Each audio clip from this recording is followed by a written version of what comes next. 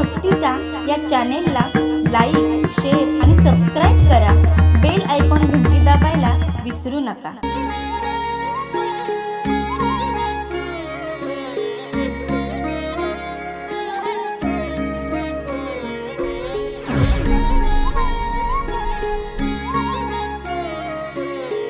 Villa Hariji हृदय मंदिरी त्यांची सरली झाड झाला सफल व्यापार. प्रस्तुत प्राप्त प्रसंगी प्राप्त स्थळी करुणा वरुणालय पंढरीश पांडुरंग परमात्म्याच्या सेवेकरता घेतलेला अभंग. याची यावत भूतलावर जन्माला आलेल्या जड जीवांचा उद्धार करण्याकरता आपला देह अखंड जिजवणारे वितराग संपन्न पंचमवेद निर्माते छत्रपती शिवाजी महाराज यांचे धर्मगुरु जगद्गुरु तुकोबाराय यांचा 4 चरणाचा उत्तम अशा प्रकारचा अभंग आपण चिंतना करता घेतलाय. परंतु अभंगाला सुरुवात करण्या अगोदर अल्प असा परिहार द्यायचं म्हणजे असा. पवित्र नाम पवित्र आपल्या या घाटकोपर नगरीमध्ये श्री संत ज्ञानेश्वर प्रसादिक भजनी मंडळ, त्याचप्रमाणे आदिशक्ती मुक्ताबाई भव्य कीर्तन महोत्सव तुम्ही पाहत आहेत. प्रथम दिवसाची कीर्तन रूपी सेवा झाली काल, त्याचप्रमाणे आज द्वितीय कीर्तन पुष्प माझ्यासारख्या पामराकडे आले. माझं परम भाग्य समजेल. त्याचप्रमाणे ज्यांच्या माध्यमातून हा संपूर्ण हरिकीर्तन सप्ताह चाललेला आहे ते सर्व या ठिकाणी उपस्थित भजनी मंडळ असेल, त्याचप्रमाणे समाज कार्यकर्ते असतील, आध्यात्मिक कार्यकर्ते असतील, सर्वच प्रकारचे. परंतु त्यापैकी श्री किरण भाऊ लांडगे, त्याचप्रमाणे माननीय शिवसेना नगरसेवक, त्याचप्रमाणे त्यांच्या धर्मपत्नी सौ अनिता ताई किरण लांडगे समाजसेविका, त्याचप्रमाणे आपलं हे संपूर्ण भजनी मंडळ असेल ज्यांचं मोलाचं प्रेरणास्थान आहे ते हरिभक्त परायण श्री सुदाम महाराज असतील. त्याचप्रमाणे या ठिकाणी ज्यांच्या माध्यमातून येण्याचा योग ते हरिभक्त परायण आमचे संजय दादा काका असतील. त्याचप्रमाणे ज्यांच्या घरी आम्ही गेलो, बघा आपल्याकडे फार मोठी संपत्ती असेल याला महत्त्व नाही आहे, परंतु तुम्ही किती वैष्णवाचा आदर करतायत ना याला फार महत्त्व आहे. त्याचप्रमाणे या सगळ्या माझ्या भगिनी ज्या आहेत आमच्या चकलंबा संस्थाच्या, म्हणजे आमच्या सोनाली ताई यांच्या ज्या विद्यार्थिनी आहेत या ठिकाणी सर्वच उपस्थित आहेत. त्यापैकी गायनाचारी असतील, मृदुंगाचारी असतील, विणेकरी मावशी असतील, सर्वांचे या ठिकाणी सर्वांच्या चरणावर मी दंडवत प्रणाम करेल आणि माझ्या कीर्तनाला सुरुवात करेल. विठ्ठल विठ्ठल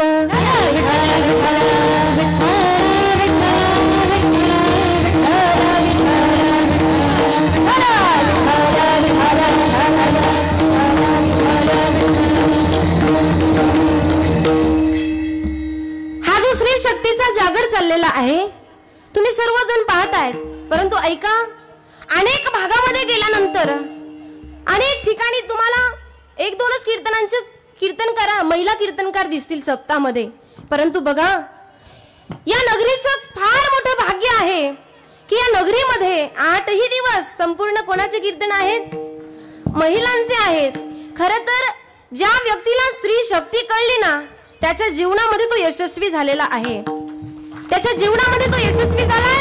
आणि या नगरीला या थोरा मोठ्यांना स्त्री शक्ती काय असते हे तुम्हाला समजलं, म्हणून तुम्ही पूर्ण सप्ताह महिलांचा उभा केलाय.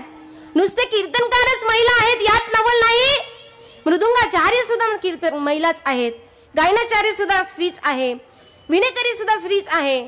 कारण हा सप्ताह उभा करून या थोरा मोठ्यांनी समाजाला नव्हे अवघ्या महाराष्ट्राला दाखवून दिला की स्त्री शक्ती ही काय करू शकत नाही. स्त्री शक्ती प्रत्येक गोष्टीमध्ये पुढे आहे मायबाप. परंतु हा सप्ताह एवढा सुंदर आणि भव्य दिव्य चाललेला आहे, म्हणून या ठिकाणी सर्वात जास्त संख्या सुद्धा कोणाची आहे? नाही, समान आहे, समान आहे. मी कोणालाही मोठं किंवा कोणालाही लहान म्हणणार नाहीये, समान आहे. परंतु ऐका, या ठिकाणी तुम्ही सर्वजण आलात, तुमचं मोठं भाग्य. भाग्याशिवाय कुठली गोष्ट घडत नाही माय. भागवतकार वर्णन करतात, भाग्योदयेन बहुजन्म समर्जितेन सत्संगमचे लभते पुरुषो यदा वै अज्ञान हेतुकृत मोह मदांधकार नाशम विदाय ही तदोदयते विवेक. मोठ्या भाग्याने ही कीर्तन रूपी सेवा आपल्याला प्राप्त होत असते. आणि आणि ही कीर्तन रूपी सेवा, हा सतसंग घडणं फार मोठ्या भाग्यानं प्राप्त होतं. मी म्हणत नाही. रामायणामध्ये सुद्धा तुलसीदासजी महाराज वर्णन करतात ना, काय म्हणतात रामायणामध्ये? ज्या वेळेला भगवंताची आपल्यावर कृपा होते ना, त्यावेळेला आपल्याला हा सतसंग घडतो, अन्यथा घडणं शक्य नाहीये. सांगितलंय तुलसीदासजी महाराज. तुलसीदासजी महाराज म्हणतात काय? बिनु सतसंग विवेक न होई, राम कृपा बिनु सुलभ न सोई. राम सिया राम जय जय राम. राम सिया राम जय जय राम. राम सिया राम जय जय राम. राम सिया राम जय जय राम.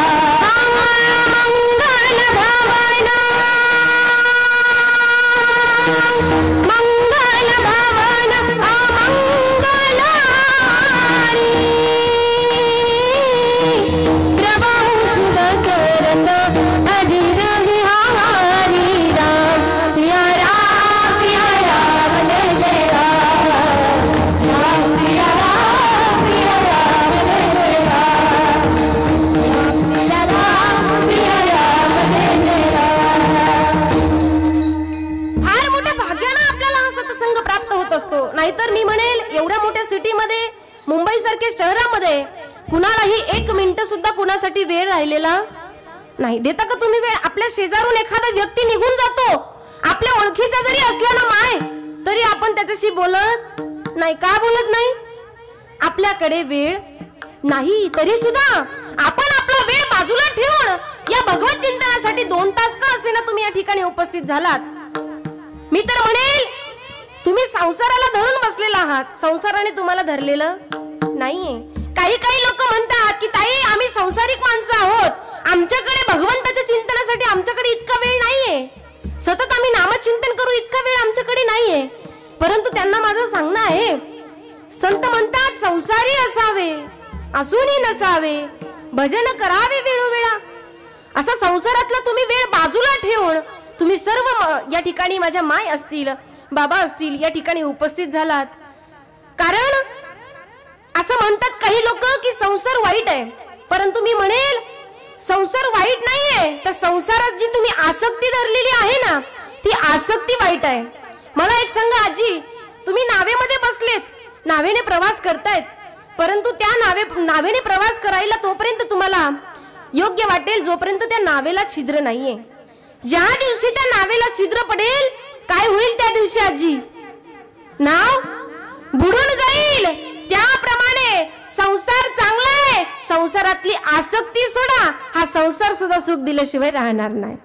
म्हणून जिंदगी में सपने तो हर कोई सजाता है, लेकिन भगवान हर किसी का सपना पूरा नहीं करता. इस हरि कीर्तन में तो हर कोई आना चाहता है, इस भगवत चिंतन में तो हर कोई आना चाहता है, लेकिन आता तो वही है जिसे हमारे भगवान बुलाते हैं, जिसे हमारे भगवान बुलाते हैं. तुम्ही आलात ना, फार मोठं भाग्य आहे तुमचं, इथपर्यंत आलात. कारण आहे तुम्हाला माहित झालं की माझ्या देवानं मला एवढा सुंदर देह प्राप्त केलेला आहे, एवढा सुंदर देह दिलाय. ज्या हाताने टाळी वाजवली पाहिजे, ज्या मुखाने त्याचं नामचिंतन केलं पाहिजे, ज्या कानानं त्याचं गुणगान ऐकलं पाहिजे. म्हटलंय ना, काय सांगितलेलंय? काना तुम्ही ऐका माझ्या विठोबाचं गुणा, डोळे तुम्ही घ्या रे सुख, पहा विठोबाचे मुख. आजी मला एक सांगा, हा देह जाणारा आहे, तरी सुद्धा आपण म्हणतो हा काय आहे? माझा आहे. काय म्हणतो आपण? माझा आहे. शेवटपर्यंत आपण म्हणतो ना. एखाद्या वेळेला तुम्ही डॉक्टरकडे जातात आणि डॉक्टरला म्हणतात की डॉक्टर साहेब मला काय त्रास होतोय मला कळत नाही, पण मला चेक करा. त्यावेळेला डॉक्टर साहेब म्हणतात तुम्हाला डायबिटीस आहे, तुमचा हात कापावा लागेल. सांगितल्यानंतर तो व्यक्ती म्हणतो की नाही नाही साहेब माझा हात नका कापू. त्यावेळेला तो डॉक्टर साहेब म्हणतात जर नाही हात कापला तर तुमचा जीव जाऊ शकतो. त्यावेळेला तो म्हणतो नाही नाही नाही माझा हात गेला तरी चालेल, परंतु मी वाचलो पाहिजे. त्यानंतर पुन्हा सांगतात माझा पाय गेला तरी चालेल पण मी वाचलो पाहिजे, माझा डोळा गेला तरी चालेल पण मी वाचलो पाहिजे. हा जो मी आहे ना, हा ज्याच्या सत्तेवर चाललेला आहे ना तो भगवान परमात्मा आहे. आणि त्या भगवान परमात्माला आपल्याला कशात साठवायचंय तर हृदयामध्ये साठवायचंय. माय साठविला हरी जीही हृदय मंदिरी त्यांची सरली एरझार झाला सफल व्यापार. ज्याने ज्याने या नरदेहामध्ये आल्यानंतर भगवान पंढरीश पांडुरंग परमात्माला हृदयामध्ये साठवलं त्याची जन्म आणि मरण रूपी एरझार संपली आणि त्यानं केलेली सत्कर्मे सुफळ झाली.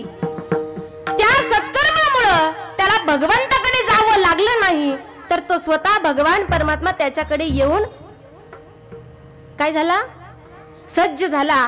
ऐका मायबाप तर तो भगवान परमात्माकडे त्यांना जाण्याची गरज राहिली नाही. तो स्वतः आला. हरी आला हाता मग कैसी भय चिंता तुका म्हणे हरी काही उरो नेदी उरी विठ्ठल विठ्ठल. हा देह जर जाणारा असेल आपलं काही नसेल तर आपण नेमकं उठाठोक तरी कशासाठी करतोय. आपल्याला माहिती आहे की तो भगवान परमात्मा आहे परंतु काही नास्तिक लोक असतात. थोडा कमी करा. काही नास्तिक लोक असतात की ते म्हणतात आम्ही देवाला मानत नाही. त्याला आम्ही हृदयामध्ये साठवण्याच्या अगोदर आम्हाला हे प्रूफ करून द्या आम्हाला सिद्ध करून द्या की तो आहे की नाही.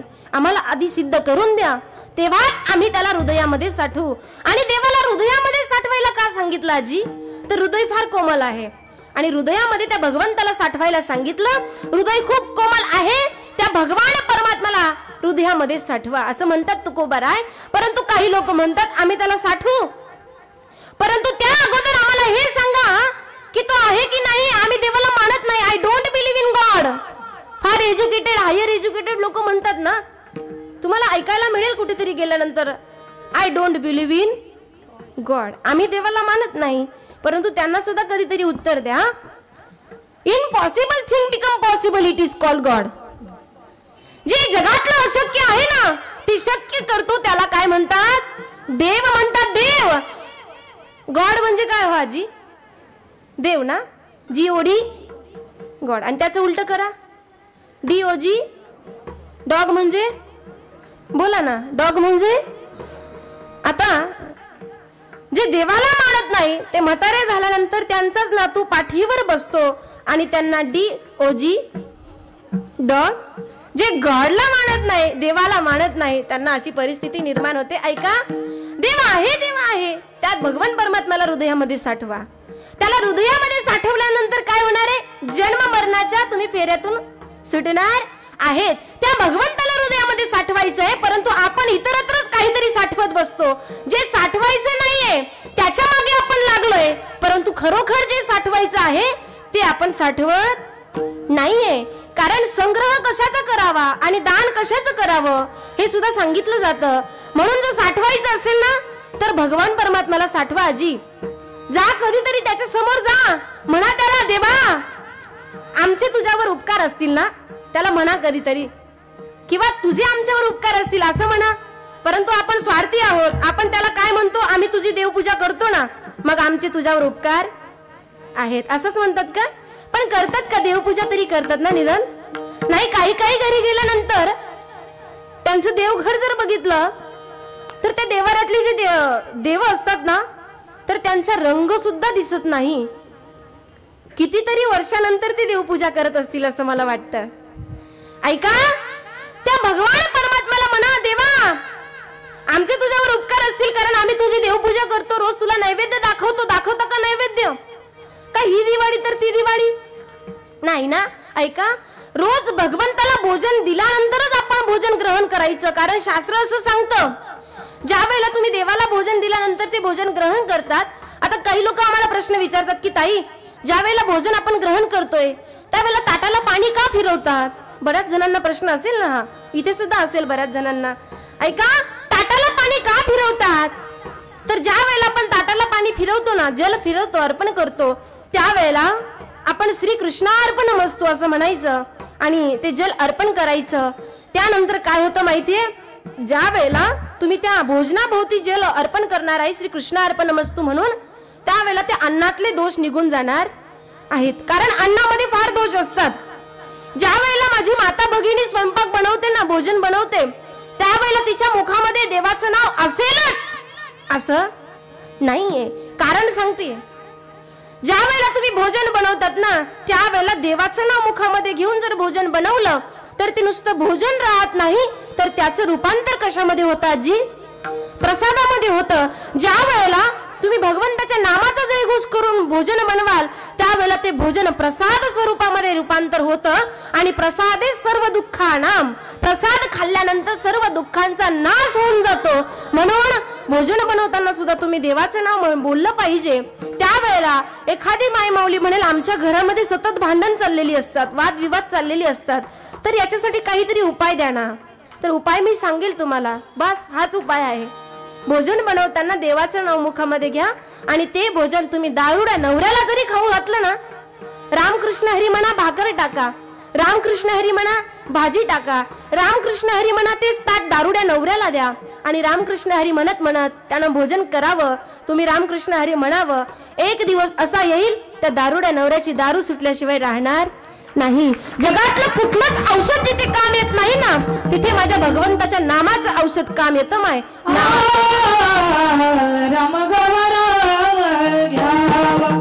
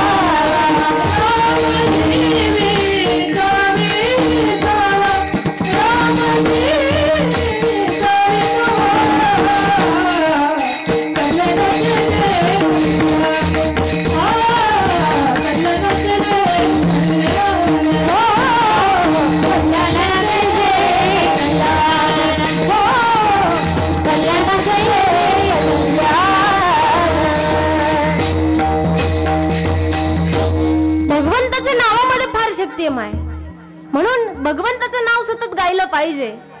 नाम गाऊ नाम गाऊ, नाम गाऊ नाम द्याऊ. ऐका, भगवंताचं नामचिंतन केलं पाहिजे. त्याचं नाव जर घेतलं, त्याच्या नावाच्या चिंतनाने जर तुम्ही नृत्य केलं तर तुमचे अनेक प्रकारचे आजार सुद्धा जातात. आणि म्हटलेलं आहे की विठ्ठल विठ्ठल जर म्हटलं तर तुमचे हृदयाचे ठोके जे बंद पडलेले असतील, ब्लॉकेज असतील, ते सुद्धा चालू होऊन जातात. एवढं नामामध्ये पावर आहे भगवंताच्या, एवढी शक्ती आहे. म्हणून त्या भगवान परमात्म्याला आपल्याला हृदयामध्ये साठवायचंय. आपण जे साठवायला नको ते साठवतोय. बघा, तुम्ही फार मोठी संपत्ती जरी साठवलेली असेल परंतु तुम्ही जाताना काही घेऊन जाणार आहेत का त्याच्यातलं? सांगा ना आजी. जाताना एखादी आजी अशी आढळली का की 4-5 तोळा सोबत घेऊन गेली? आजी बोला ना, आठवली नाही ना? ऐका, कुणी जाताना काही सोबत घेऊन गेलं नाहीये आणि येताना 4-5 गुंठा सुद्धा सोबत घेऊन आलेलं नाहीये. म्हणून तुम्ही जसं आलात ना आजी तसं तुम्हाला जायचंय. असं म्हटलेलं आहे, जैसे तू आया था वैसे ही जाएगा, जैसे तू आया था वैसे ही जाएगा,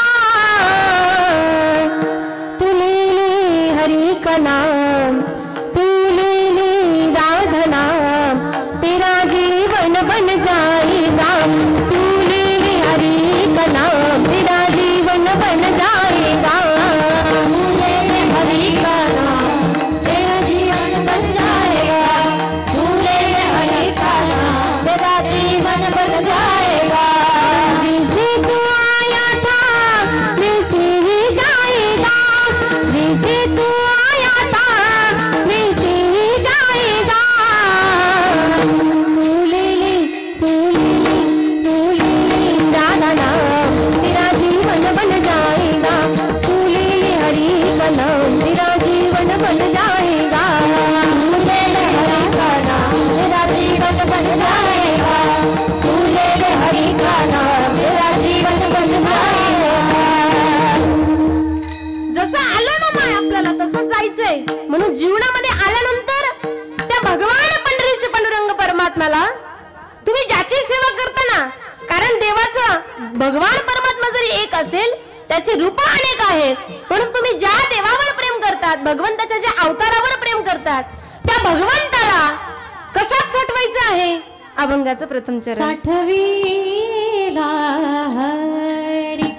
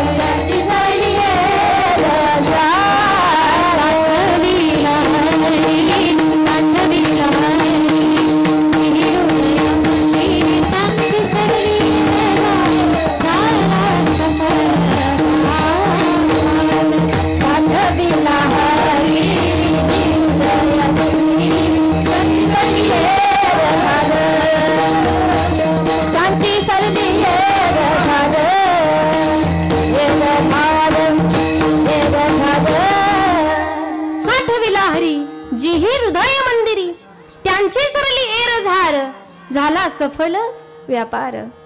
ज्याने ज्याने त्या भगवान परमात्म्याला हृदयात साठवलं त्याची जन्म मरण रूपी एरझार संपली माय. मग कोणी साठवलं त्याला हृदयामध्ये? कारण भगवंताला हृदयामध्ये साठवायला पाहिजे. ज्या वेळेला एकदा तुम्ही त्या हृदयामध्ये भगवंताला साठवून घ्याल, पुन्हा तो जायचं नाव कधी घेत नाही. परंतु आपण त्याला आणायचं नाव कधी घेतो? आपण त्याला अगोदर आणाल तर तो जायचं नाव कधी घेणार नाही. आणि खरोखर असंच आहे माय.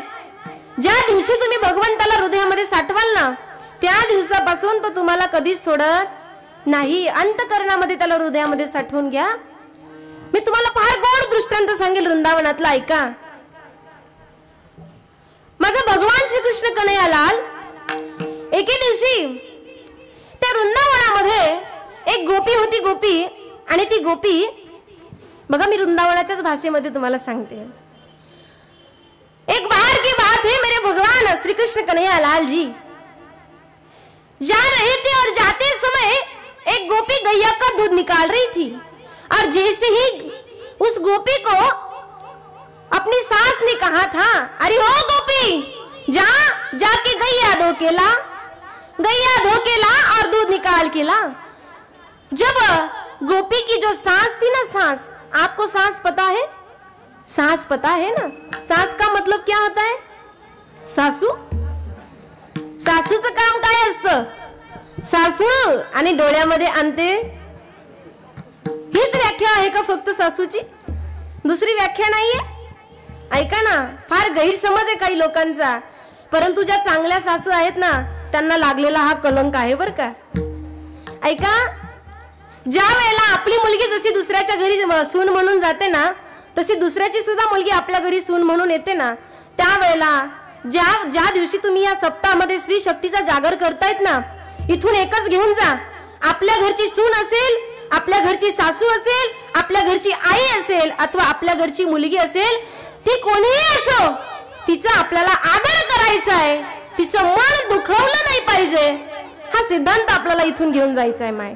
बस एवढं जरी नेलं ना या सप्त्यातून, फार मोठं होईल, फार मोठं कर्तव्य होईल तुमचं, फार मोठं. ऐका, सासू डोळ्यामध्ये आणते आसू, सर्व सासू सारखे नसतात. परंतु ज्या दिवशी तुम्ही सुनेला सुद्धा आपल्या मुलीप्रमाणे जीव लावाल ना, त्या दिवशी ती सुद्धा तुम्हाला आईप्रमाणे जीव लावल्याशिवाय राहणार नाही. ऐका, सास ने गोपी से कहा, अरे गोपी जा जाके गैया दो केला. अब जैसे गोपी गैया का दूध निकालने लगी, जैसे दूध निकाल रही है, पीछे से ये नंद का लाला आ गया. नंद का लाला आया और जैसे ही नंद का लाला आया तो नंद का लाला मेरा कृष्ण कन्हैया उसने आवाज लगाई, अरे ओ गोपी क्या कर रही हो. बड़े प्यार से आवाज लगाई, क्या कर रही हो. और जैसे ही भगवान ने पूछा गोपी से, और गोपी ने कहा कुछ नहीं लाला, दूध निकाल रही हूँ. दूध निकाल रही है, अकेले अकेले निकाल लोगी, मोए ना दोगी. तब जैसे ही गोपी ने दूध की धार मेरे भगवान के मोड़े में डाली तो गटागट वो मेरा काना दूध पीतो गयो.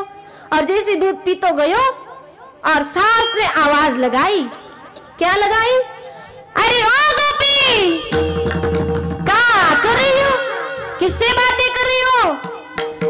तब गोपी ने कहा, ना ना ना सासू माँ, कुछ नहीं, किसी से मैं बात नहीं कर रही हूँ, मैं तो दूध निकाल रही हूँ. और जैसे ही गोपी दूध निकाल रही है और जैसे ही नीचे देखा तो सब दूध नीचे गिर गया. और अगल बगल देखा तो कुछ नहीं, कोई नंद का लाला ना था और कोई कन्हैया नहीं था. जैसे ही गोपी अपनी सास के पास गई और सास के पास गई तो सास ने 100 गालियां लगाई. क्या काम है सास का, गालियां देना. तो सास ने 100 गालियां लगाई और जैसे ही गोपी गई तो गोपी से सास ने दूसरा काम कहा, बताया. तब गोपी से कहा कि अरे गोपी जाके धान कूट के ला. और जैसे ही गोपी धान कूटने लगी तो ये नंद का छोरा फिर से आ गया और कहने लगा, अरे गोपी तेरी सास ने कुछ ज्यादा डांट लगाई तो है. तब ये गोपी कहने लग गई, ना ना लाला तू रहने दे, ये हमारी सास और बहू की बातें हैं, तू ना पूछ. तब जैसे ही गोपी कहने लगी तो ये नंद का लाला इससे बातें करने लगा और बातों बातों में ये काम अपना करना भूल गई. जैसे काम करना भूल गई तो सास ने फिर से आवाज लगाई, अरे गोपी फिर से बातें कर रही हो. जैसे आवाज लगाई तो गोपी को होश आया और होश आया तो देखा तो क्या, अगल बगल कोई काना नहीं है. तो बाद में अब सास ने कहा, अरे गोपी जाके यमुना मैया के पास जा और जल भर के ला. जैसे ही गोपी मटकी लेके यमुना जल लाने गई और जैसे ही गई तो वहां पे उसने जल भरा और जल भरते समय वो बड़ा भारी था, उठा नहीं रहा था उससे. तो उसने अगल बगल देखा तो कोई नहीं था और जैसे ही वो नंद का छोरा दिखाई दिया तो वो नंद का छोरा आया और लाला आते ही पूछने लगा, अरे गोपी तो ये कछु सहायता बन जाओगे. तो वृंदावन तो मेरे बाके बिहारी का है, लेकिन वहां पे नाम तो मेरी राधा रानी का है, नाम तो मेरी राधा रानी का है.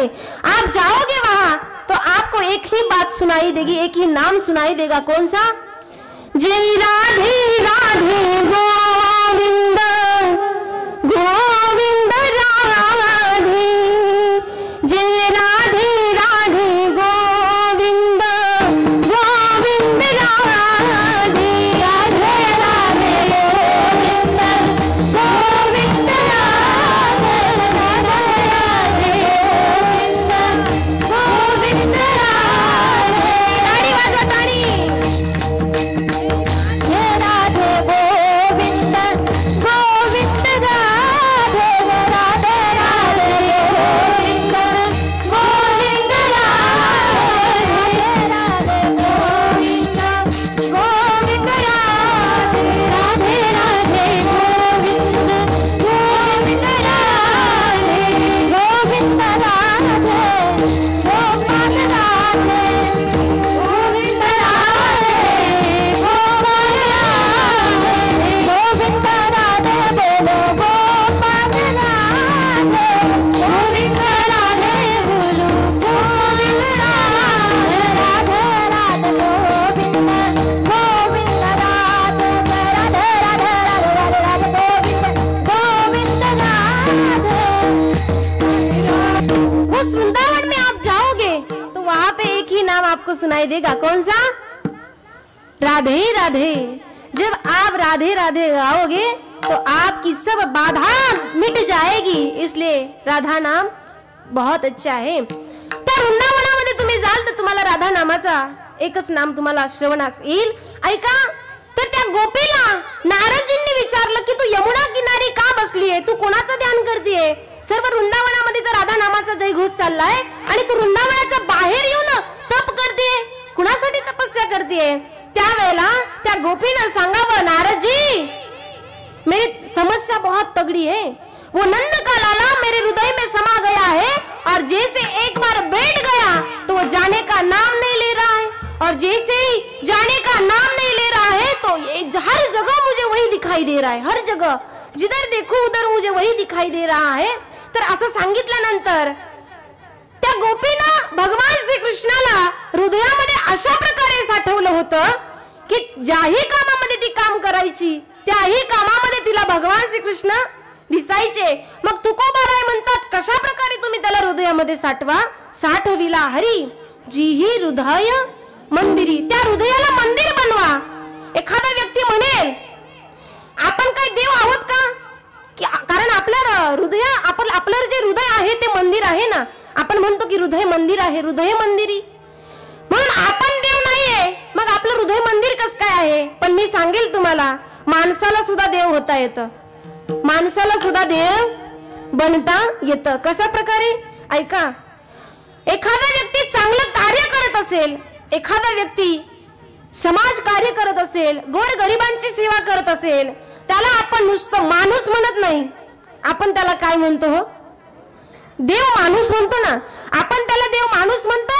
माणसाच्या जन्मामध्ये आल्यानंतर सुद्धा आपल्याला देव पदवी प्राप्त करून घेता येते। म्हणून सांगेल मी तुम्हाला, साठविला हरी जी ही हृदय मंदिरी, त्यांची सरली एरझार, झाला सफल व्यापार। त्या भगवान परमात्म्याला हृदयामध्ये साठवायचंय आणि आपलं जन्म मरणाची एरझार संपून घ्यायची आहे। परंतु ऐका, आपण जीवनामध्ये आल्यानंतर काही चांगलं कर्म करतो का? कारण माणसानं देवाला नाही घाबरलं तरी चालेल, परंतु आपल्या कर्माला घाबरलं पाहिजे। कारण देव एक वेळा माफ करू शकतो, परंतु कर्म कोणालाही सोडत नाही। कर्म म्हणजे काय? तर कर्म म्हणजे आपण सकाळी उठल्यानंतर रात्री झोपेपर्यंत जे काम करतो ना, जे काम करत आहोत त्याला काय म्हणतात? कर्म म्हणतात। मग तुम्ही सकाळी उठल्यानंतर एखाद्या प्राण्याला सुद्धा आपण पोळी घातली ना तरी सुद्धा ते कर्म झालं। एखाद्याला बोलता बोलता जर आपण एखाद्याचं मन दुखवलं ना, ते सुद्धा वाईट कर्म झालं। चांगली कर्म, वाईट कर्म, म्हणून जीवनामध्ये कर्माला फार महत्व आहे। तुम्हाला मी सांगेल, कोणाला योगी बनायचं का? योगी, तुम्ही म्हणाल कोणता योगी बनायचं? आता मला कोणीच उत्तर देणार नाही, परंतु योग्याची मी व्याख्या सांगेल तुम्हाला, आणि ती योग्याची व्याख्या तुम्ही ऐकल्यानंतर तुम्ही प्रत्येक व्यक्ती मला सांगेल की ताई आम्हाला योगी बनायचंय। ऐका, एक गुरुजींकडे शिष्य आला आणि म्हणू लागला, गुरुजी मुझे योगी बनना है, योगी। त्यावेळेला गुरुजींनी सांगितलं, बाळा जा आपल्या गावामध्ये जेवढी घाण आहे ना तेवढी स्वच्छ करून स्वच्छता अभियान राबवणे। त्यावेळेला तो विद्यार्थी जातो, शिष्य जातो, सर्व स्वच्छता करून येतो आणि गुरुजींना म्हणतो, गुरुजी मुझे तो योगी बनना है, आपने तो मुझे काम में लगा दिया। परत गुरुजी त्याला म्हणतात, जा आपल्या गावामध्ये जा, ज्याला पाणी मिळत नसेल ना त्याला पाणी दान करू नये, ज्याला अन्न मिळत नसेल ना खायला त्याला अन्न दान करू नये, ज्याला वस्त्र नसेल ना त्याला वस्त्र दान करू नये। त्यावेळेला तो शिष्य जातो, अनेक प्रकारची कामं करू लागतो आणि पुन्हा गुरुजींकडे येतो आणि गुरुजींकडे आल्यानंतर पुन्हा म्हणू लागतो, गुरुजी मुझे तो योगी बनना है, आपने तो मुझे काम में लगा दिया। ऐका, फार सुंदर उत्तर दिलं गुरुजींनी। गुरुजी म्हणतात, बाळा योगी बनने से पहले तुम्हें उपयोगी बनना होगा, फिर ये दुनिया ही तुम्हें योगी बना देगी, ये दुनिया तुम्हें योगी बना देगी। योगी बनायचं असेल ना तर अगोदर समाजाचा उपयोगी या, हा समाज तुम्हाला योगी बनवल्याशिवाय राहणार नाही। आणि अशी फार कमी लोक असतात समाजामध्ये जे योगी पदवीला प्राप्त झालेली असतात, कारण ते समाजाच्या उपयोगी येतात ना, म्हणून त्यांना लोक योगी म्हणतात। कुणालाही योगी म्हणत नाहीत लोक, कुणालाही देव माणूस म्हणत नाहीत, कुणालाही म्हणत नाही, कुणालाही मोठं म्हणत नाही। याच्या मागे फार मोठं रहस्य असतं। तर माझे ज्ञानोबाराय आहेत, किती मोठे कष्ट, मुक्ताबाई आहे, फार जीवनामध्ये संघर्ष, सहजासहजी आज त्यांचं एवढं जगभरामध्ये एवढी कीर्ती झालेली नाहीये. त्यांचा जीवन संघर्ष तुम्ही काल सुद्धा ऐकलं असेल, मुक्ताबाईंचं चरित्र असेल. फार मोठे मायबाप, जया अंगी मोठेपण तया यातना कठीण. बघा देवाकडे 2 याद्या आहेत. दोन याद्या आहेत देवाकडे. एक आग लावणाऱ्यांची आहे आणि एक आग विझवणाऱ्यांची आहे. लक्षपूर्वक ऐका. एकदा जंगलाला आग लागली. चिमुताई तिथे होती. तिने विचार केला, या जंगलानं आजपर्यंत आपल्याला सहारा दिला, आपण थोडी तरी मदत केली पाहिजे. तळ्यामध्ये गेली. चिमणीने चोचीनं पाणी घेतलं आणि जंगल विझवण्याचा प्रयत्न करते. कोण? छोटीशी चिमुताई जंगल विझवण्याचा प्रयत्न करतेय. आणि समोरून एका कावळे दादानी पाहिलं. कोणी? कावळे दादानी. आणि हसू लागला माय. आणि अशी बरीच कावळे हसणारे असतात. कळतं तुम्हाला? बरेच कावळे हसणारे असतात, परंतु चिमण्यांनी त्यांच्याकडे लक्ष द्यायचं नाही, आपलं काम करत राहायचं. तर कावळे दादा असं तसंच म्हणाले, अगं चिमुताई तू एवढीशी, तुझी चोच एवढीशी, एवढं मोठं जंगल कसं विझवणार आहे? तेव्हा तिनं दिलेलं उत्तर फार गोड आहे. म्हटली, दादा भगवंताकडे 2 याद्या आहेत, आग लावणाऱ्यांची, एक आग विझवणाऱ्यांची आहे. जेणेकरून माझं नाव आग लावणाऱ्यांच्या यादीमध्ये नसेल, परंतु आग विझवणाऱ्यांच्या यादीमध्ये नक्की असेल. म्हणून जीवन जगायचं असेल तर आग विझवणाऱ्यांमध्ये या, आग लावणाऱ्यांमध्ये कधी येऊ नका. फार अनमोल आहे जीवन. जगायचं असेल प्रत्येकाला आनंद देत चला. फार सुंदर जीवन आहे. आपण गेल्यानंतर निदान 10 वर्ष तरी लोकांच्या स्मरणात आपण राहिलो पाहिजे, असं काहीतरी कार्य करून जा. नाहीतर जन्माला आला पाणी वाहत वाहत काही नाही. कुत्रे सुद्धा असं जीवन जगतात हो.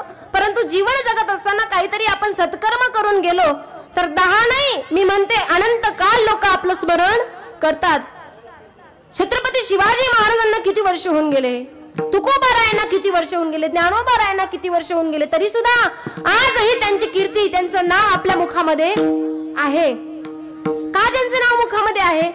तर त्यांची कार्य तशी होती, कार्यकर्तृत्व तसं होतं. असं म्हटलेलं आहे, कार्य करता दिसू नये पण कार्य दिसावं, भक्त दिसू नये पण भक्ती दिसावी. म्हणून त्या भगवंताला आपण हृदयामध्ये साठवायचं, जीवनामध्ये चांगली कर्म करायची. कारण जन्म मरण रूपी येरझारं याच्यातून जर सुटायचं असेल तर त्याला अगोदर हृदयामध्ये साठवावं लागेल, साठवावंच लागेल. कारण ही संत महात्मे जी मोठी झालीत ना मायबाप, यांच्या जीवनामध्ये त्याग होता. भोगाने काही प्राप्त करता येत नाही, पण त्यागानं काही खूप मोठं प्राप्त करता येतं. दगडाचे सुद्धा आपल्यावर उपकार आहेत, झाडाचे आपल्यावर उपकार आहेत, किती किती उपकार आहेत, परंतु आपण उपकार लवकर विसरून जातो. परंतु देवाचे उपकार तरी आपण लक्षात ठेवलं पाहिजे. ऐका, त्यानं आपल्याला हा देह दिला ना, हाच आपल्यावर फार मोठा उपकार झाला. या हाताने त्याच्या नावाची टाळी वाजवली पाहिजे. आपण टाळी सुद्धा कसं वाजवतो हो? टाळी अशी वाजवतो, अशी वाजवतो, अशी नाही वाजवायची. टाळी कशी वाजवायची? अशी वाजवायची ना. ऐका, टाळी वाजवत असताना भगवत चिंतनाचा जी नावाची हवा आहे ती टाळीमध्ये अडकली पाहिजे. आणि टाळी वाजवत असताना जर देवाचं नाव घेऊन टाळी वाजवाल तर तुमच्या अभाग्याच्या ज्या रेषा आहेत ना, रेषा, आपण ज्योतिषकडे जातो ना पाहिला, भविष्य सांगा आमचं भविष्य काय आहे असं म्हणतो ना, परंतु मी म्हणेल तुमचं भविष्य तुमच्या हातातच आहे. भगवंताच्या नावाची टाळी वाजवा, अभाग्याच्या रेषा भाग्यामध्ये बदलून जातील आणि तुमचं पापाचा इथे नाश होऊन जाईल. कीर्तनात टाळी होय पातकांची होळी. इथून मागे जे केलेली पाप आहेत ना त्याची काय होते? होळी होऊन जाते. म्हणजे तुम्ही इथून पुढे पाप करायला मोकळी नाही ना. ऐका, पापाची होळी होऊन जाते म्हणजे तुम्ही इथून पुढे अजून पुण्य करायचं तुम्हाला माहिती आहे. ऐका मायबाप, भगवंतानं फार सुंदर देह दिलाय म्हणून या हाताने टाळी फार सुंदर भजन आहे. जर याचा अर्थ समजून घेतला ना, ऐका, ताली पाडो तुम्हाला श्यामनेर बिजे ताली ना होय जो. टाळी वाजवायची असेल ना, माझ्या भगवंताच्या नावाची वाजवा. या मुखाने बोलायचं असेल ना, बाते करील मला श्यामनेर बिजे बाते ना होय जो. बोलायचं असेल भगवंताविषयी बोला. अजून सांगितले, सुमिरन करो तो मारा श्यामनेर बिजे सुमिरन ना होय जो. अजून काय सांगितले? भाई बन मागण पेर छे रे इने भाई बन के वाय जो. भाई बन मासुदा मान कृष्ण मड्या रे इने भाई बन की बाय जो. अजून सांगितलंय हे तारुण्य जे आहे ना, हे जवानीचं जे वय आहे तारुण्य, काय म्हटलंय, जवानी जवानी मा फेर छे रे जवानी, जवानी कहवाय जो, जवानी मा मीराबाई ने कृष्ण म्हणाने, जवानी कहवाय जो. जर तारुण्य आपलं समर्पण करायचं असेल ना तर त्या भगवंताला करा. आपण भगवंताला ताजी फुलं वाहतो की बासी फुलं वाहतो आजी? बोला ना. ताजी ना, बासी फुलं आपण देवाला अर्पण करत नाही. त्याचप्रमाणे आपले जे मुलं आहेत ना, यांना सुद्धा संप्रदायामध्ये जोपर्यंत तरुण आहेत ना तोपर्यंत यायला सांगा. नंतर ती बाशी झाल्यानंतर देवाला बाशी फुलं सुद्धा चालत नाही. तुम्ही म्हणाल मग म्हातारपणातला आमचा परमार्थ वाया गेला का? नाही. जर तुम्ही सुरुवातीपासून परमार्थ करत असाल तर तो देवाला नक्कीच आवडतो. ऐका, तरणा भाग्यवंत नटे हरी कीर्तनात. म्हणून एखाद्या माय माऊलीला जर सांगावं ना दादा की तुमच्याही मुलाला माळ टाका, तुमच्या मुलीला माळ टाका, ते काय म्हणतात माहितीये? आमच्या मुलाचं अजून खायचं प्यायचं वय आहे. काय म्हणतात? कसलं वय आहे? कोणतं? खायचं प्यायचं. ऐका, ते सांगतात खायचं प्यायचं वय आहे त्याचं, अजून नाही ताई, अजून माळ नका त्याला.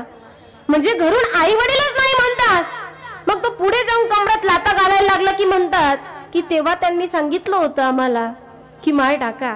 आणि नुसतं माळ घालणं महत्वाचं नाहीये, माळ टिकवणं अगदी महत्वाचं आहे.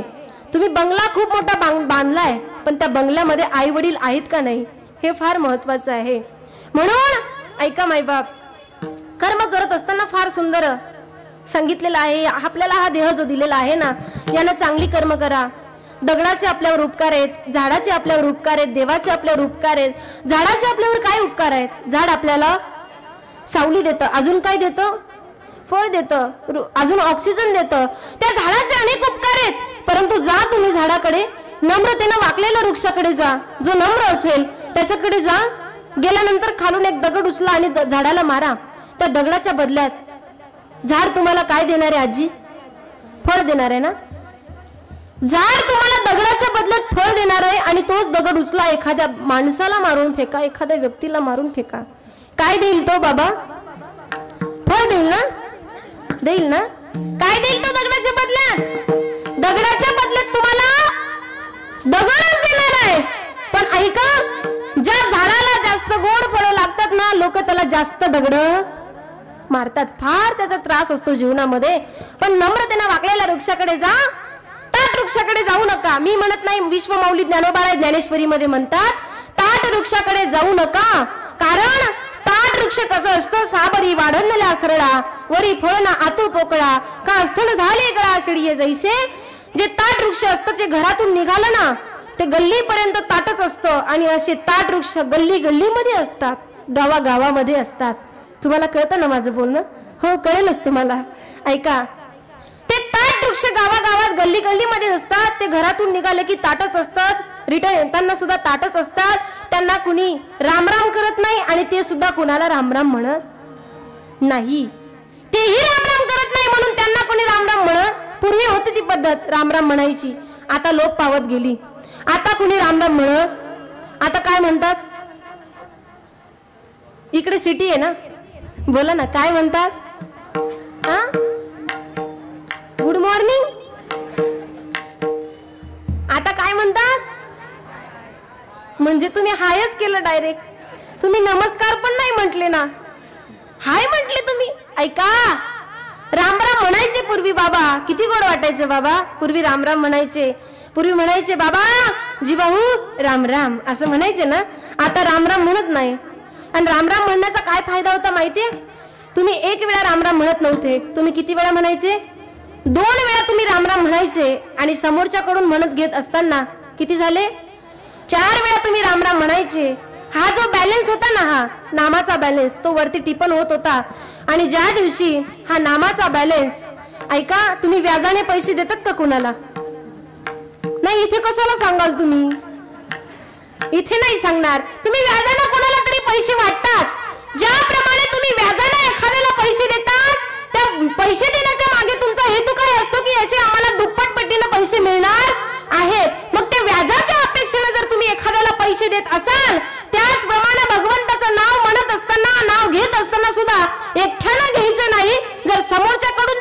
देवाचं नाव वधवून घेतलं तर व्याजासकट तुम्हाला भगवान परमात्मा त्याचं फळ दिल्याशिवाय राहत नाही. कारण लोकांकडून मिळणारं व्याज हे क्षणिक आहे, परंतु त्याच्याकडून मिळणारं व्याज हे अनंत काळ टिकणारं आहे. म्हणून मायबाप भगवंताचं नामचिंतन केलं पाहिजे. दगडाचे उपकार आहेत आपल्यावर, झाडाचे उपकार आहेत आपल्यावर, देवाचे उपकार आहेत आपल्यावर. आपण उपकार विसरून जातो.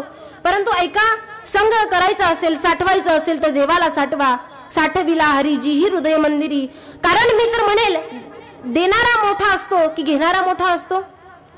बोला ना. देणारा मोठा असतो, घेणारा मोठा, हे तुम्ही मान्य केलं. मला एक सांगा, मुलगी देणारा मोठा, मुलावाला मोठा की मुलीवाला मोठा? बोला बोला. आता मुलंवाले सुद्धा बोलतील. काय? कोणता मोठा? मुलीवाला. का मोठा?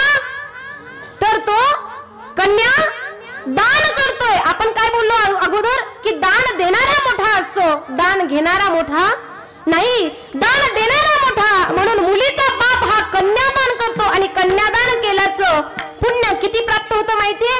एक पृथ्वी दान केल्याचं पुण्य तर कन्यादान केल्याचं पुण्य प्राप्त होतं मायबाप. ऐका, म्हणून या ठिकाणी हा श्री शक्तीचा जागर चाललेला आहे. इथे प्रत्येक मुलगी ही मुक्ताबाई आहे. तुम्ही प्रत्येकीचा जर पाय पडला तरी मुक्ताबाईचा पाय पडल्याचं पुण्य तुम्हाला मिळेल. आणि फार मोठा हे आश्चर्य आहे की केवढा हा सोहळा, केवढा हा सोहळा. मी सांगेल तुम्हाला की दान देणारा मोठा आहे, दान घेणारा मोठा नाही. समुद्र मोठा आहे की वरचा पाणी बरसवणारा मोठा आहे? सांगा ना. बादल, आकाश मोठा आहे ना.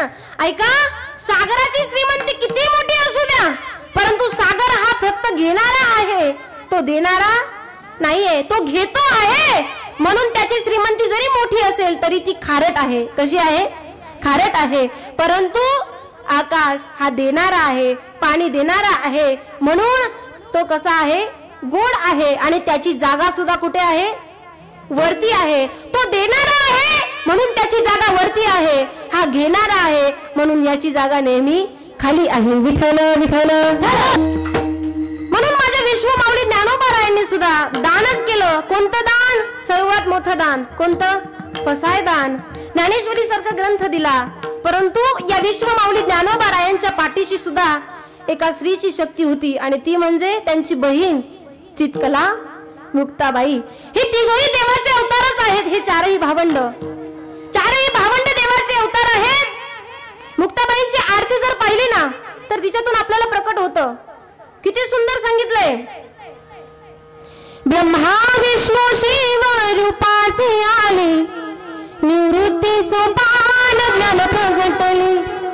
भगिनी मुक्ताबाई ब्रह्मा चितकले, अवतार धरून जग उद्धरिले. जय देवी जय देवी जय मुक्ताबाई, आदि माते जननी वंदन तो पायी. जय देवी जय जय देवी जय देवी जय मुक्ताबाई, आदि माते जननी वंदन तो पायी. जय देवी जय देवी जय देवी जय देवी जय मुक्ताबाई, आदि माते पायी. जय देवी जय देवी जय देवी जय देवी जय मुक्ताबाई, आदि माते जननी वंदन तो पायी. जय देवी तापी तटत्यवासी श्री चांगदेव, ज्ञानाबोध विलासी दिदले वैभव. योगियांची उर्मिणी सोडी सर्व, माया नित्या दावी नित्य स्वयं नेम. जय देवी जय मुक्ताबाई, आदि माते जननी वंदन तो पायी. जय देवी जय देवी जय मुक्ताबाई, आदि माते जननी वंदन तो पायी. जय देवी निरंजनी विदा कडाडानी पायी, अनुक्षेत्र किरीय दृश्य होई. जलधारा स्वरूपे माय कवटाई, तेथे अधिष्ठान झाली मुक्ताबाई. जय देवी जय मुक्ताबाई, आदि माते जननी वंदन तो पायी. जय देवी जय मुक्ताबाई, आदि माते जननी वंदन तो पायी. जय देवी फार मोठा त्याग आहे मायबाप यांच्या जीवनामध्ये सुद्धा. जेव्हा ज्ञानोबाराय भिक्षाटन करायला जायचे झोळीमध्ये भिक्षेच्या ऐवजी मातीचे आणि दगडाचे गोटे टाकले जायचे. त्यावेळेला ज्ञानोबाराय ताटीमध्ये जाऊन बसले होते आणि माझी मुक्ताबाई ज्ञानोबारायांना उपदेश करत होती. बघा, वयाने जरी लहान असेल ना, एखादा व्यक्ती वयाने लहान असू शकतो, परंतु त्याचं ज्ञान हे वयापेक्षाही कदाचित मोठं असू शकतं. तुम्ही माझं कीर्तन का ऐकताय? माझ्यापेक्षा तुम्ही फार मोठे आहात वयाने. 70-80 वयाचे इथे म्हातारे बाबा उपस्थित आहेत. 50-50 वर्षाच्या आजी आहेत आणि माझं वय फक्त 21 आहे. विचार करा, तुम्ही माझं कीर्तन का ऐकताय?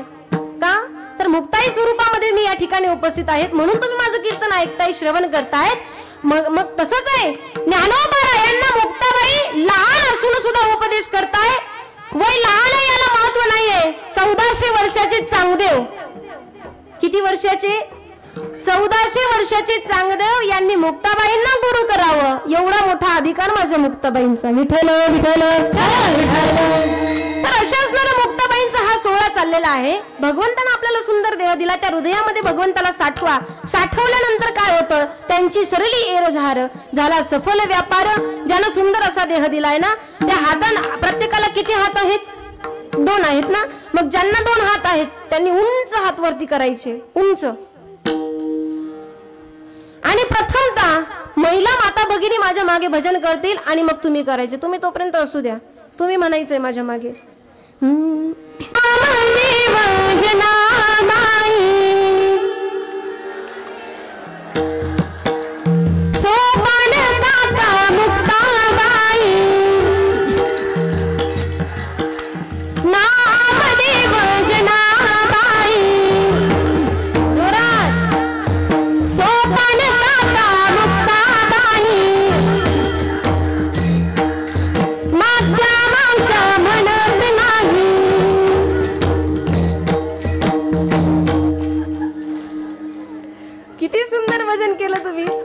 तल्लीन झाला अगदी.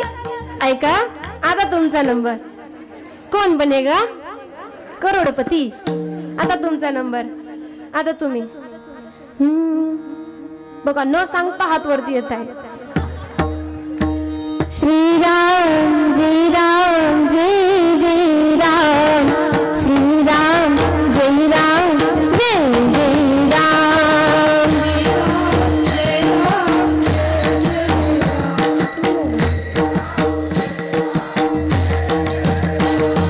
श्रीराम जय राम जय जय राम, श्रीराम जय राम जय जय राम.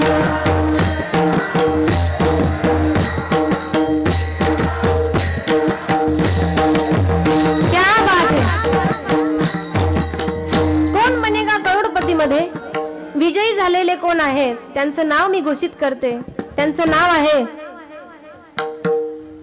तुम्ही सर्व.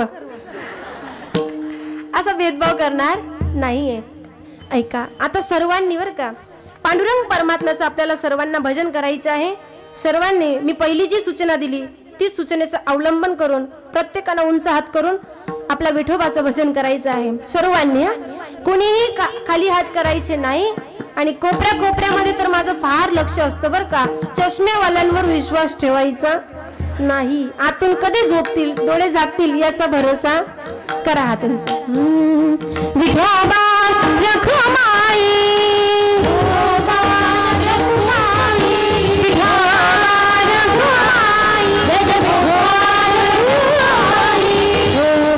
रखुमाई, विठोबा रखुमाई, विठोबा रखुमाई,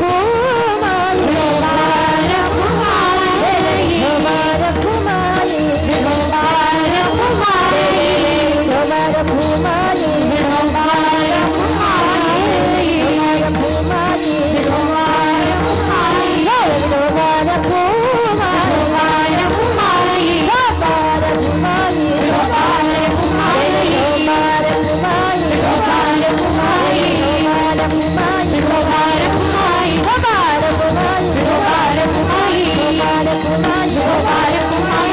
कसं वाटलं तुम्हाला? ही ताकद आहे भगवत चिंतनाची आणि त्याच्या नावाची. ज्यांना गुडघे दुखीचा त्रास असेल ज्यांना मनक्यात गॅप असेल, कमरेत गॅप असेल ना, तुम्ही कंटिन्यू देवाच्या चिंतनामध्ये असं नृत्य करा, त्याच्या भगवत चिंतनामध्ये तल्लीन व्हा. काही दिवसात तुमचा तो त्रास गेल्याशिवाय राहणार नाही. असा अनुभव आलाय आम्हाला. एक गाव आहे आमच्या नाशिक जिल्ह्यामध्ये, खेडगाव आहे. तर तिकडे एक म्हातारे बाबा होते आणि माझ्याच कीर्तनामधला अनुभव आहे. कीर्तनामध्ये त्यांनी नृत्य केलं. नृत्य केल्यानंतर ज्या वेळेला सर्व लोक खाली बसली आणि त्यांना कीर्तनाला आणण्यासाठी 2 लोक धरून आणावे लागत होते. म्हणजे त्यांना 2 लोक आजूबाजूने धरायला लागत होते, तेव्हा त्यांना चालता येत होतं, अन्यथा त्यांना चालता यायचं नाही.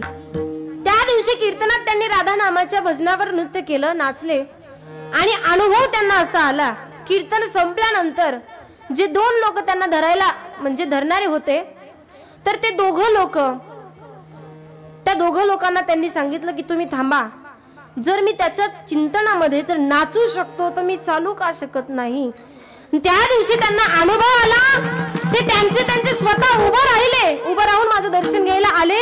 आणि त्या दिवशी त्यांना हा अनुभव आला, तेव्हा मला आश्चर्य वाटलं की आपण रोज भगवंताचं नामच चिंतन करतोय, परंतु कधीतरी असं जर उदाहरण आपल्याला पाहायला मिळालं तर त्या व्यक्तीच्या चेहऱ्यावरचा आनंद पाहून किती मोठा आनंद आपल्याला प्राप्त होतो. हा जीवनातला फार मोठा बदल आहे. कारण आपण किती कीर्तन केलं याला महत्व नाही, किती कीर्तनांमध्ये बदल निर्माण झालं याला फार महत्व आहे. माझा एक नियमच आहे, मी प्रत्येक कीर्तनामध्ये प्रत्येक भाविकाला आणि भक्ताला मी नृत्य करायला लावतेच. कारण आहे तुमच्या अंगातले जे विकार असतात, जे रोग असतात ना, ते निघून जातात. आणि आज तुम्ही खूप आनंद घेतला, धन्यवाद. तुमच्यासाठी तुम्हीच टाळी वाजवा. फार आनंद घेतला, मला सुद्धा आनंद आला. माय हा श्री शक्तीचा जागर चाललाय. जाता जाता मी एकच सांगेल, आई वडिलांची सेवा करा, श्रीभ्रूण हत्या बंद करा. आज जर तुम्ही एवढा मोठा सप्ताह निर्माण केलेला आहे, माय माऊल्या तुम्हाला मी विनंती करेल, तुम्ही जर श्री शक्तीचा जागर करताय आणि तुम्ही एवढा मोठा श्री शक्तीचा जागर करताय, तर ज्या दिवशी नवरात्र असतो ना, नवरात्राचा आपण उत्सव करतो, नवरात्राचा सुद्धा उत्सव करतो. त्या नवरात्रामध्ये तुम्ही तुमच्या कुळदेवीला दर्शनाला जातात. मी सांगेल तुम्हाला, तुम्ही कुळदेवीच्या दर्शनाला 500-400 किलोमीटर अंतरावर जात असाल आणि घरातली माय माऊली जर दुःखी असेल तर त्या देवीच्या मंदिरात जाऊन काहीही उपयोग नाही. जर घरातली माय खुश झाली तर मंदिरातली माय खुश व्हायला वेळ लागणार नाही. म्हणून अगोदर ही माय इथे खुश झाली पाहिजे, त्यावेळेला मंदिरातली माय आशीर्वाद दिल्याशिवाय राहणार नाही. आणि तुम्ही नवरात्रीचे उपवास करतात, नवरंगाच्या साड्या घालतात, बरोबर, 9 दिवस. माझी विनंती आहे तुम्हाला, घालू नका असं म्हणत नाही मी, नवरंगाच्या घाला. परंतु ऐका, ज्या दिवशी जो रंग आहे ना, त्या रंगाची साडी एखाद्या गरीब माय माऊलीला दान करा. गरीब माय माऊलीला दान करा. तिच्या चेहऱ्याचा आनंद पाहून ती माय माऊली तुम्हाला आशीर्वाद दिल्याशिवाय राहणार नाही. देव करतायत ना तुम्ही, देव करा, मला मान्य आहे. देव करता करता आपण माणसातला देव सुद्धा शोधला पाहिजे. दिवाळीचा सण आहे, एखादी माय माऊली आपल्या गल्लीमध्ये एखादं गरीब कुटुंब राहतं, त्या गरीब कुटुंबामध्ये नाही त्यांची परिस्थिती, आपण एवढा दिवाळीचा सणवार साजरी नाही करू शकत, गोडधोड पदार्थ नाही करू शकत, परंतु त्या दिवशी जर तुम्ही दिवाळीच्या सणाला दिवाळीचं जे गोडधोड पदार्थाचं ताट आहे ना, ते ताट बनवून तुम्ही त्या गरीब माय माऊलीच्या घरी जर देऊन आलात ना, ती तुमची खरी मोठी दिवाळी आहे. दिवाळी कुठे करतात तुम्ही? फार सुंदर दिवाळी साजरी होईल. गरीबाच्या घरी जाऊन त्याला अन्नदान करा, त्यातच मोठा आनंद आहे. माणसातला देव पाहायला शिका माय, माणसातला देव. आणि माझं महत्वाचं सांगणं काय होतं तर श्रीभ्रूण हत्या बंद करा. मी सांगेल, आज मुलगी गर्भातच मारली जाते, मुलीला जन्म घेऊ द्या. जर मुलीला जन्म घेऊ दिला तर मुलगी समाजात पुढे गेल्यानंतर अशी कार्य करते. मुलगी कशात कमी आहे? मुलगी डॉक्टर आहे, इंजिनियर आहे, कलेक्टर आहे, वकील आहे, कीर्तनकार आहे, भागवताचार्य आहे, राष्ट्रपती आहे. कुठे कमी आहे मुलगी? तरी सुद्धा आज लोक मुलीला जन्म घेऊ देत नाही. का माहितीये?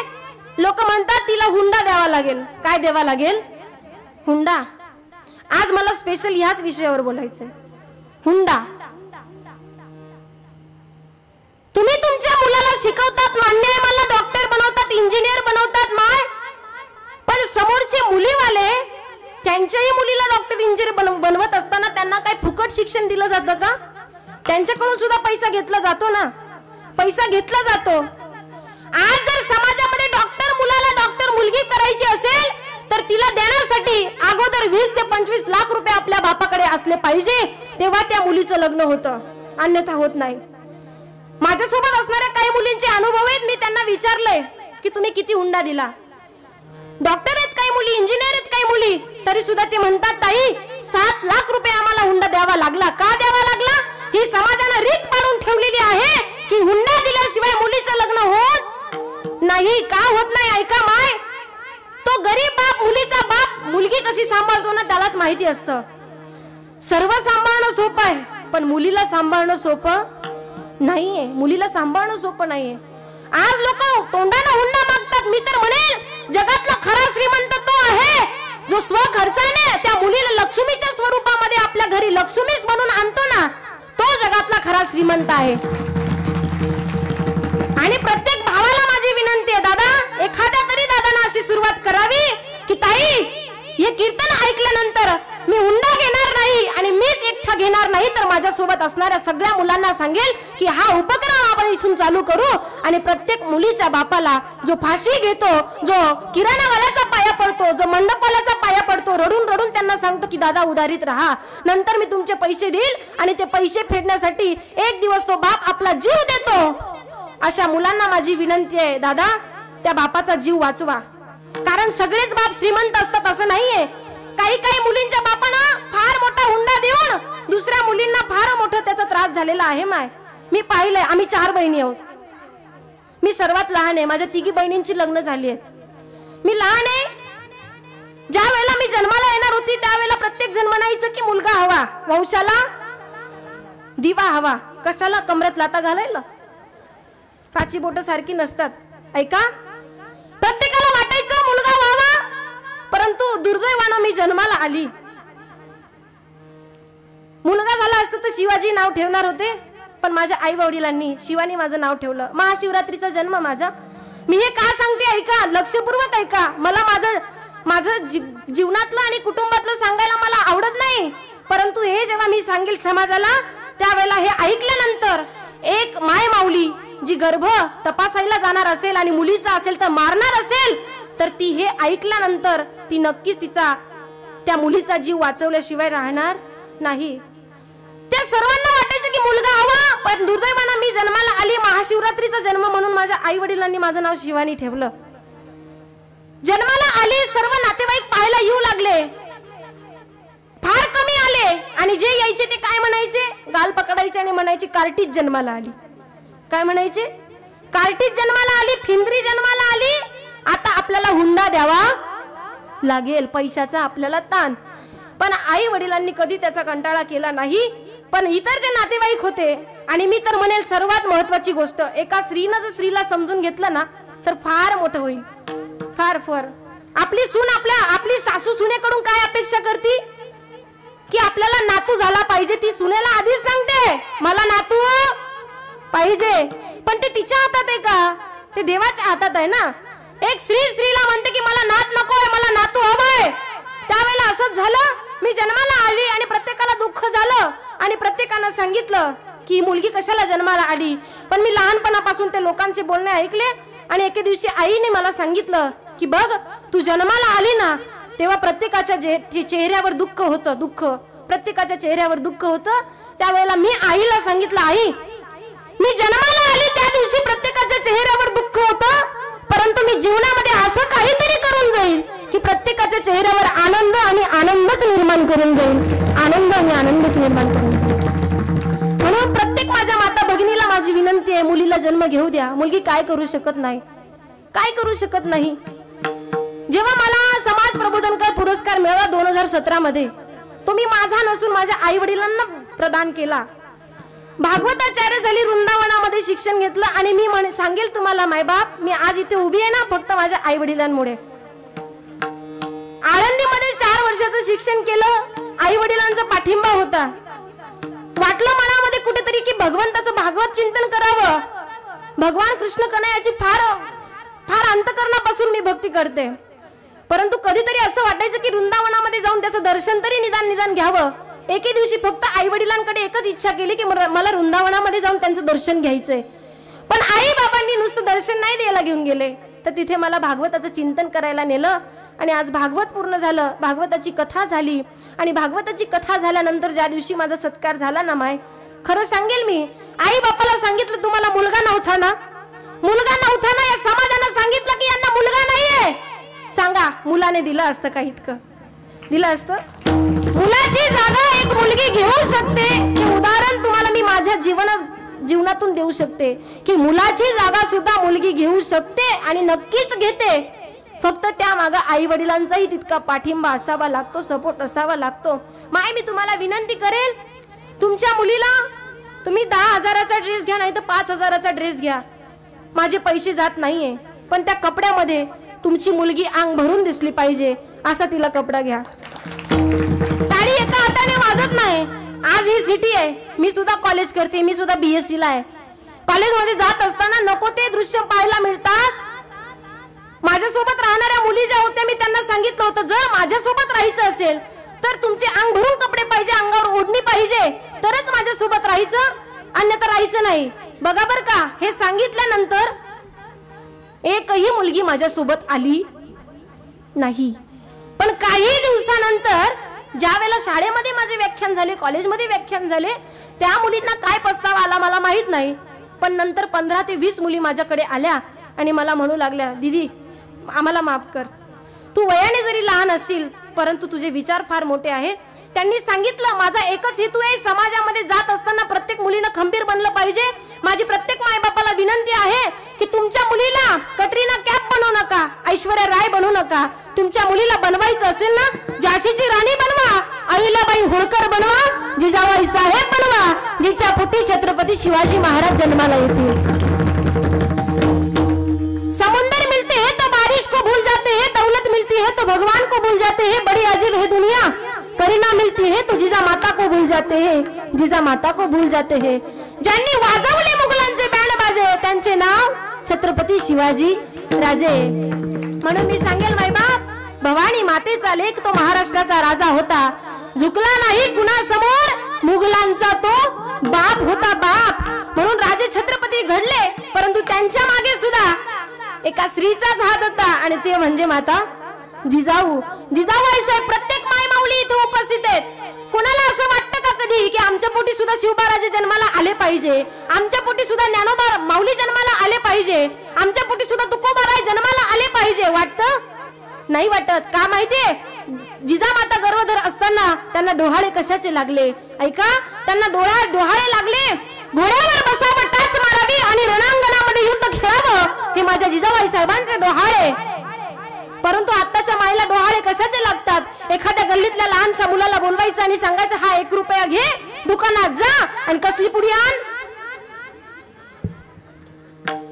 कसली? मातीची. चांगलंय, मातीची पुडी आण. बघा, तो लहानसा मुलगा दुकानात जातो, तेच माईचे संस्कार. आणि ती आई गर्भधर असताना टीव्ही समोर मालिका बघते ना, त्यावेळेला ते गर्भावर होणारे संस्कार आहेत. गर्भसंस्कार फार महत्वाचे आहेत. जर मुलं घडवायची असतील तर गर्भसंस्कार करा. ते बाळ गर्भात असताना तुम्ही जर टीव्ही पाहाल तर ते बाळ जन्माला आल्यानंतर मोबाईल घेऊन कार्टून का पाहणार नाही? मोटू पतलू की जोडी, बरोबर ना? कार्टूनच पाहणार ना ते. आणि ते कार्टून पाहता पाहता ते स्वतःच एक दिवस कार्टून बनणार आहे. सांगेल तुम्हाला वृंदावनातलाच एक दृष्टांत. लहानसा मुलगा आहे, 8 वर्षाचा आहे. 8 वर्षाचा असताना तो रामायण करतो आणि त्याला विचारलं रामायण करण्यामागचा हेतू काय, कारण काय? त्यानं सांगितलं, मी जेव्हा लहान होतो ना, लहान तेव्हा माझ्या घरच्यांनी माझ्याकडे मोबाईल दिला, पण ऐका, त्या मोबाईल मध्ये मला फक्त आणि फक्त रामायणच लावून दिलं त्यांनी, इतरत्र मला काही पाहू दिलं नाही. तर रामायणाचा परिणाम असा झाला, तो मुलगा 8 वर्षाचा झाला. 8 वर्षाचा झाल्यानंतर त्यानं घरातल्यांना सांगितलं, मला रामायण करायचं. काय सांगितलं? मला रामायण करायचं. त्या 8 वर्षाच्या मुलाला सांगितल्यानंतर घरच्यांनी नियोजन केलं आणि त्या बाळानं एवढं सुंदर रामायण केलं, एवढं सुंदर रामायण केलं की ज्यांचं तो रामायण ऐकायचा त्यांच्याही पेक्षा अगदी उत्तम असं रामायण त्यानं केलं. का केलं? घरचे संस्कार. मी सांगेल, संपत्ती कमवू नका, कमवा जरूर कमवा, परंतु त्याच्या बरोबर संस्कारही आपल्या मुलांना द्या. नाहीतर मुलगा बंगल्यात राहील आणि आई वडील झोपडीत राहतील. इथपर्यंत जाऊ देऊ नका. म्हणून संस्कार फार महत्वाचे. तुमच्या मुलीला 10,000चा मोबाईल द्या, नाही तर 20,000चा मोबाईल द्या, मला पैसे द्यायचे नाही, पण तिला सांगा आयुष्यामध्ये उभ्या आयुष्यामध्ये आपल्या आई बापाची मान खाली नाही गेली पाहिजे. असं कृत्य तिने कधी करू नये. ईश्वर समान आईच्या डोळ्यात कधी पाणी येऊ देऊ नये. असं कृत्य तिने कधी करू नये. आणि जसं मोबाईल देतात ना, तसं तिच्याकडे एक रामपुरी चाकू सुद्धा देत जा. कोणता चाकू देत जा, बिनधास्त देत जा. आज गरज आहे मुलीला, देत जा. एक वेळेला तिचा मोबाईल घरी राहिला तरी चालेल, पण तिचा चाकू घरी राहता कामा नाही. का माहिती? आज समाजामध्ये असे नराधम जन्माला आलेले आहेत की त्यांना बहीण आणि आई हे नातं त्यांना जगात दिसत नाही. म्हणून मायबाप विनंती आहे, स्त्री भ्रूण हत्या थांबवा, मुलीला जन्म घेऊ द्या. त्यानंतर मी सांगेल, पाणी अडवा, पाणी जिरवा. याची त्याची जिरवाजिरवी करण्यापेक्षा पाणी अडवा, पाणी जिरवा. झाडे लावा, झाडे जगवा. आणि सांगेल महत्वाचं म्हणजे धर्म टिकवा. जसं देवाला आपण मानतो ना, तसं आपल्या धर्माला माना. 500 आणि 1000च्या नोटांवर आपला धर्म सोडू नका. कारण आज असे लोक आहेत की तुम्हाला महिन्याला 5,000ही देतील, पण म्हणतील की हिंदू धर्म सोडा. आपल्या धर्माला सोडायचं नाही. ज्या दिवशी धर्माला तुम्ही सोडाल, त्या दिवशी धर्म सुद्धा तुमची रक्षण करणार नाही. श्रद्धा का गेली? का गेली माहिती आहे ना तुम्हाला? किती तुकडे झाले तिचे? 35 तुकडे झाले. धर्म सोडला ना, तर धर्माने सुद्धा त्याला सोडलं. विठ्ठल विठ्ठल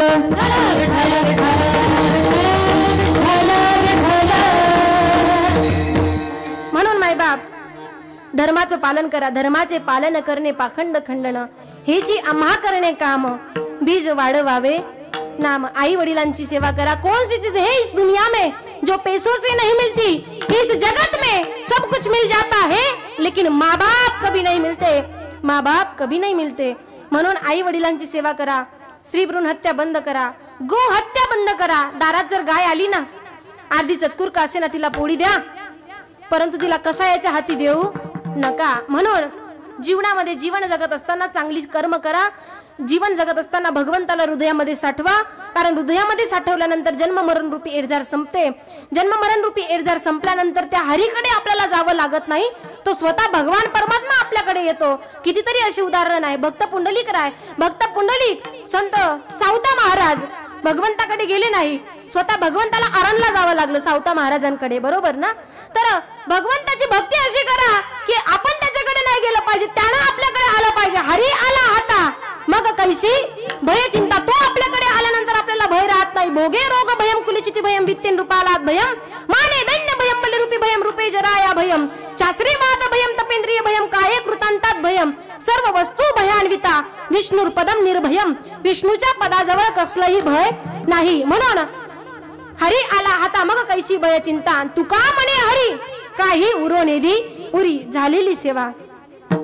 माझे गुरुवर्य शांतीचे सागर, प्रेमाचे आगर शांती सागर जयराम बाबा गोंडेगावकर, महनमनीय कृष्णाजी माऊली जायखेडकर, त्याचप्रमाणे आळंदीमध्ये ज्यांच्याकडे शिक्षण ग्रहण केलं त्या हरिभक्त पारायण गयाताई महाराज यादव, आदित्यताई महाराज निकम, त्याचप्रमाणे वृंदावनामध्ये ज्यांच्याकडे श्रीमद भागवताचं शिक्षण ग्रहण केलं ते माझे गुरुवर्य श्री बालाजी महाराज गुरुजी.